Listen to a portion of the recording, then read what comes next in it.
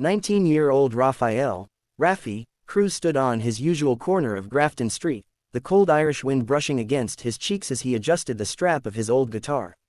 It wasn't much, scratched, faded, and missing a shine, but it had been his companion since he was 13. Every afternoon after his classes and part-time job, he came here to sing. Not for fame, not for attention, but to help his mother, who worked exhausting double shifts as a caregiver in a nearby hospital. Raffi began strumming the familiar chords of "Can't Help Falling in Love," his voice warm and rich, echoing through the bustling street. People passing by slowed down, one by one turning their heads. His voice carried something rare, an old soul wrapped inside a young man's body, a tone that felt like velvet dipped in nostalgia. A couple stopped in front of him. A group of tourists formed a circle. Someone whispered, "He sounds like Elvis, but cleaner." Another took out their phone and began recording. Raffi didn't notice. He kept singing, eyes closed, pouring his heart into every note, as if the music could hug his mother from miles away. When he finished the song, a small wave of applause rose. A woman dropped a €20 note into his case. A man shook Raffi's hand and said, "Kid, you've got a gift." That night, Raffi returned home to their tiny apartment above a bakery. His mother, still in her scrubs, listened as he told her about the crowd. She smiled tiredly and kissed his forehead. But when she saw a message on her phone, "Your son is going viral," her eyes widened. The uploaded street performance had already hit 3 million views. And the comments were clear. "Someone get this Filipino kid on Ireland's Got Talent." His mother looked at him and said, "Anik, maybe this is God opening the door." Raffi felt something he hadn't dared feel before, hope. The stage of Ireland's Got Talent felt impossibly huge as Raffi Cruz stepped into the bright spotlight. The audience murmured with curiosity. This shy, softly spoken Filipino teenager didn't look like someone preparing to shake the entire theater. Raffi's hands trembled slightly as he gripped the microphone, the same vintage-style one he used on the streets of Dublin. It was his lucky charm, and tonight, he needed all the luck he could get. When the judges asked what he would sing, Raffi replied softly, "An Elvis song." The audience chuckled lightly, even the judges exchanged glances. Elvis was sacred territory, and very few dared to attempt it, especially on a competition stage. Simon Cowell lifted one eyebrow, leaning back in his chair with a skeptical smirk as if saying, "All right, impress me." The music started, just a simple guitar intro. Raffi closed his eyes and took a deep breath, letting the memories of Grafton Street, his mother's sacrifices, and the years of practice fill him with courage. Then he sang. The first note was low, warm, and impossibly smooth, so much so that the entire room froze. Conversations halted mid-sentence. A man in the audience lowered his phone slowly, stunned. The judges' expressions shifted almost instantly. Simon, who had been relaxed and unimpressed at first, leaned forward, eyes narrowing as if trying to figure out where this voice was coming from. Raffi's voice wrapped around the theater like a velvet ribbon, rich with emotion but polished with incredible control. Each line carried sincerity, power, and a touch of something hauntingly familiar, an echo of Elvis, yet unmistakably Raffi. By the time he reached the first chorus, the murmur of disbelief had turned into complete silence. You could hear a pin drop in the massive auditorium. For the first time in his life, Raffi felt the room listening, truly listening. And the audition was only just beginning. As Raffi moved into the second verse, something extraordinary happened. His voice grew stronger, soaring with a confidence he didn't even know he had. The nerves that once tightened his chest melted into the power of the music. He lifted his head, opened his eyes, and delivered each line with a passion that felt too large for the stage. The audience reacted first. People began standing row by row, drawn to the raw electricity of his performance. A woman in the front clasped both hands over her mouth, tears forming as Raffi shifted into a higher octave with flawless control. His voice didn't just imitate Elvis, it transformed the song, giving it a youthful fire that made it feel alive again. Up at the judge's desk, Simon Cowell was no longer sitting back. At some point, no one even noticed exactly when, he had leaned so far forward his elbows were on the table, eyes locked on Raffi as if he were watching a once-in-a-decade moment. His expression changed from curiosity to disbelief, then to something incredibly rare, genuine awe. Raffi approached the song's climax, tightening his grip on the microphone.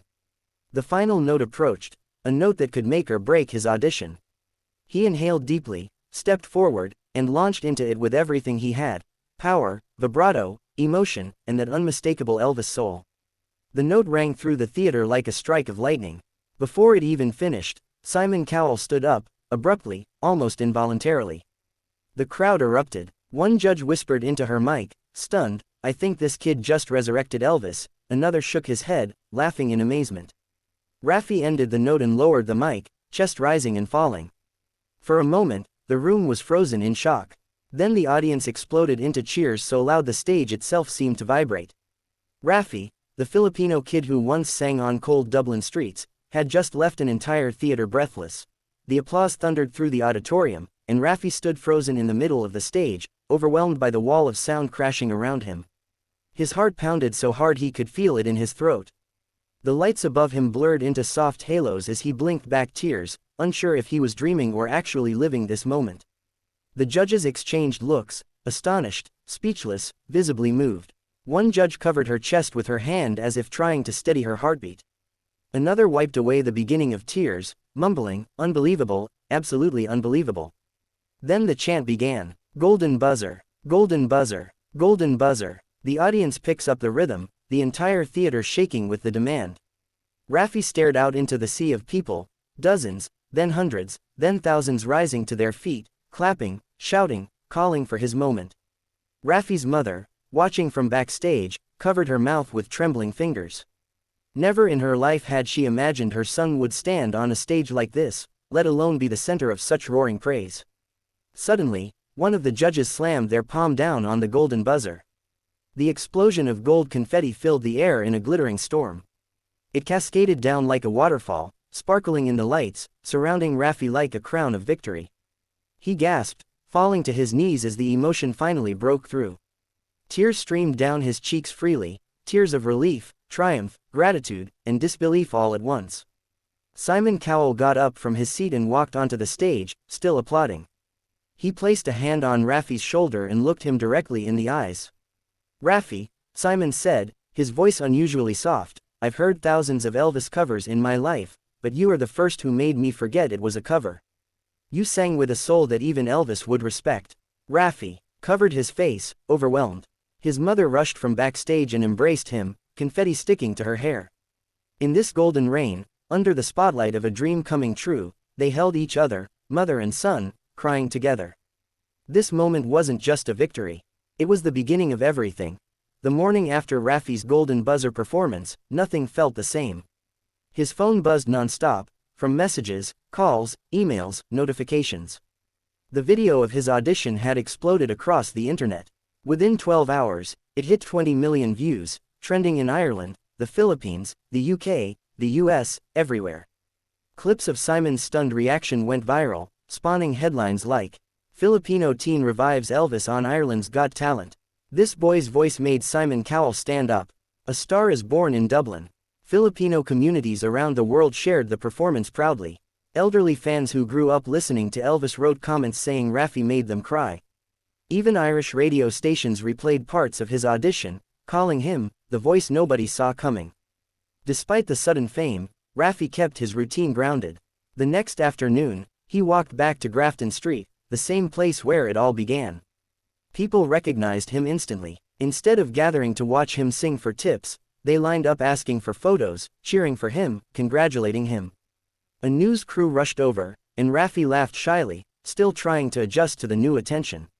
He stood at his usual corner, took out his old guitar, and played a few chords, not to earn money anymore, but to film a video thanking everyone who supported him.